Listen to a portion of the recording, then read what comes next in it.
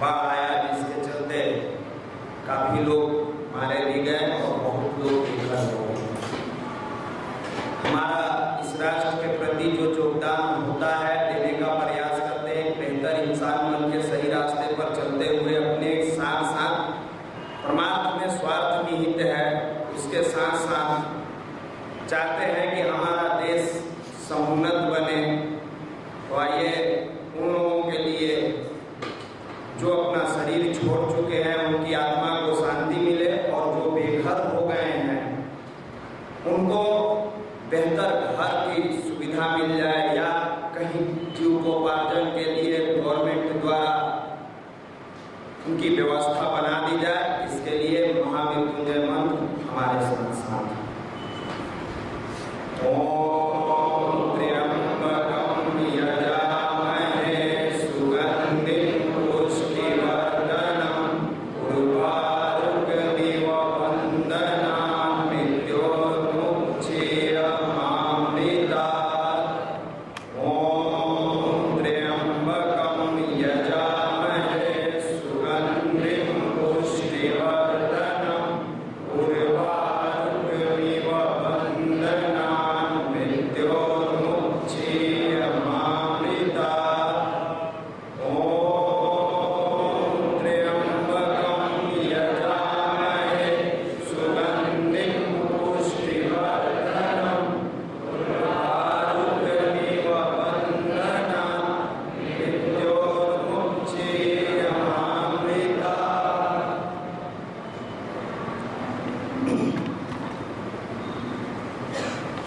मित्रों, बार बार यहाँ से एक चीज बताया जाता है, मनीष भैया अक्सर जिक्र करते हैं, महाकाल के चक्र चले हैं, सभी बदल जाएंगे, जो नहीं बदल पाएंगे अपने आप चल जाएंगे। ऐसी प्राकृतिक आपदा या बहुत सारी ऐसी चीज होती है जो मनुष्य के हाथ में नहीं रहता है, इसलिए हम क्यों ना अपने आप को बदल लें। आज की वर्तमान युवा पीढ़ी, आप परम पूज्य गुरुदेव का अगर पहले दिन किताब लिए होंगे, पहले दिन जो भाई आए होंगे, 3 साहित्य मिलता है, उसमें वर्तमान चुनौती और युवा वर्ग है। कितना लोग पढ़े हैं उस किताब को? बहुत भाई पढ़े हैं, कम ही पढ़े हैं, लेकिन कम भाई पढ़े हैं लेकिन पढ़े हैं। आप उस किताब को अवश्य पढ़िएगा। हम बार बार उसी किताब का जिक्र करते हैं। रात दिन लड़का डिप्रेशन में, फ्रस्ट्रेशन में है। IIT का कल रिजल्ट हुआ है ना? कितने लोगों का हुआ है, कितने लोग असफल रहे। अपने युवा मंडल से भी हुआ है भाई लोगों का, लेकिन अभी एग्जैक्ट लिस्ट नहीं आया है। 4 भाई का पता चला है कि हुआ है, वो अभी गांव गए हुए हैं या बाहर है, एग्जैक्ट लिस्ट नहीं आ पाया है। जिंदगी के संग्राम में संघर्ष के दिन तो आते रहेंगे, लेकिन उस संघर्ष को जो झेल के निकलता है वही रियल में मनुष्य कहा जाता है। वरना वो इंसान जो एक थपेड़ा सहने के बाद टूट जाता है और कहता है कि मैं इंसान हूँ, वो इंसान तो स्वस्थ शरीर जन्म लिया है, थपेड़ा से टूटने के बाद मार्ग पर चलते हुए कुकर्म करता है और हैवान बनता चला जाता है।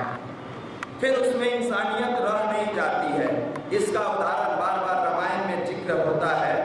यहाँ से हमेशा जिक्र किया जाता है कि आपने रावण के बारे में सुना होगा। रावण एक ऐसा महापंडित, इतना बड़ा ज्ञानी, जो जग चाहता था, जग खुश होने पर अपने गर्दन को काट के शिव के सामने अर्पित कर देते थे। ज्ञान की कमी नहीं थी।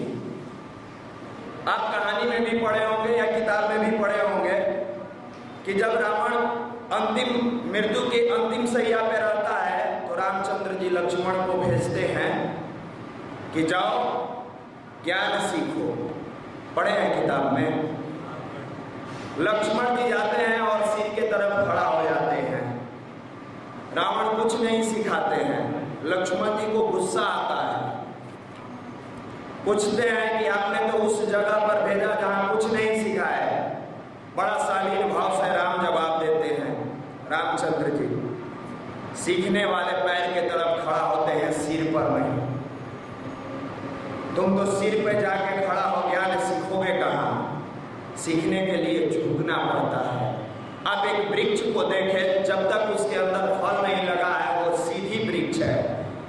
जैसे ही फल लगता है वो अपने आप झुक जाता है। वो इसकी विनम्रता का परिचायक है कि जो भी पथिक या जो भी मालिक या माली होगा मेरे फल को आसानी से ग्रहण कर सकेगा। आज ठीक इसके उल्टा हो रहा है। जैसे ही लड़का पटना शिक्षा ग्रहण करने के लिए आता है उसे तो और शालीन होना चाहिए और विनम्र होना चाहिए, उसके गुणों में अभिवृद्धि होनी चाहिए, उसके चाल चलन रहन सहन बुद्धि प्रखर होनी चाहिए, ताकि दुनिया देखे कि मैट्रिक पास करके एक क्लास अधिक में गया है, इंटर में गया है, मैट्रिक से ज्यादा बेहतर इसका गुण होना चाहिए। इंटर से ग्रेजुएशन में गया है, ऑनर्स की हिंदी होती क्या है? प्रतिष्ठा। प्रतिष्ठा की पढ़ाई करने वाला अपना प्रतिष्ठा नहीं बचाता है। किस तरह की प्रतिष्ठा की पढ़ाई करते हैं? कैसी है आपकी प्रतिष्ठा? आप कहीं भी जाइएगा तो कहिएगा मैंने फिजिक्स से प्रतिष्ठा किया है, मैथ से किया है।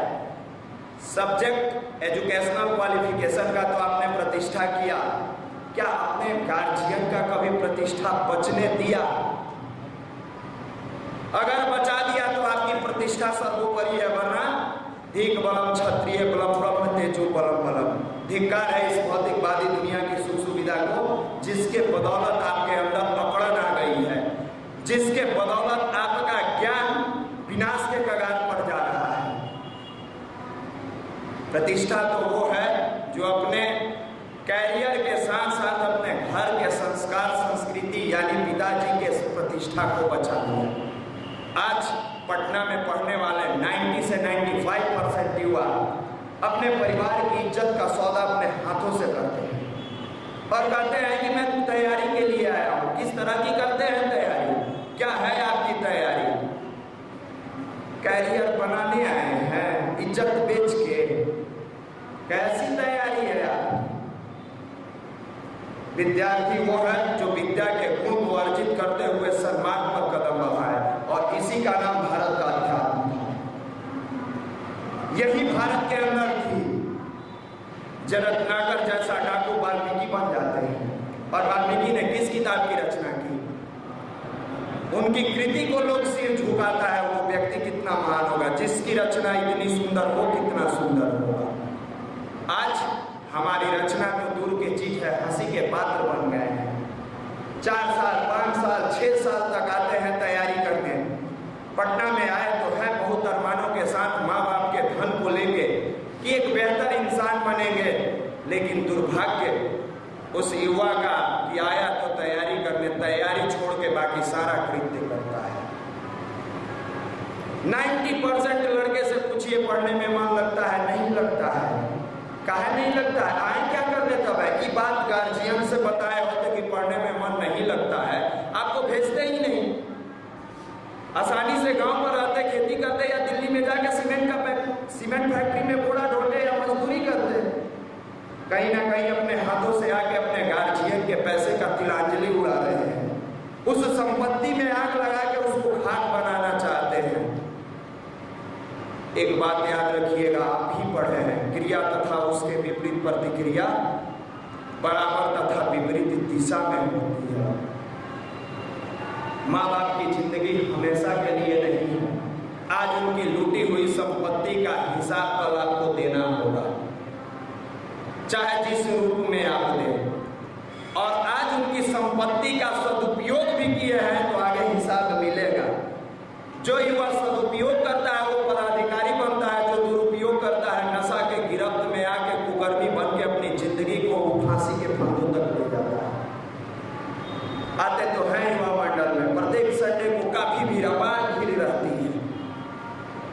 इतने सिर दिखते हैं कि लगता है कि काश भारत में इतने ईमानदार पदाधिकारियों की अगर श्रेणी हर साल खड़ा होने लगे तो ये भारत पूरे विश्व का सर्वताज बनेगा, सोने की चिड़िया कही जाएगी, जगत गुरु बनेगा।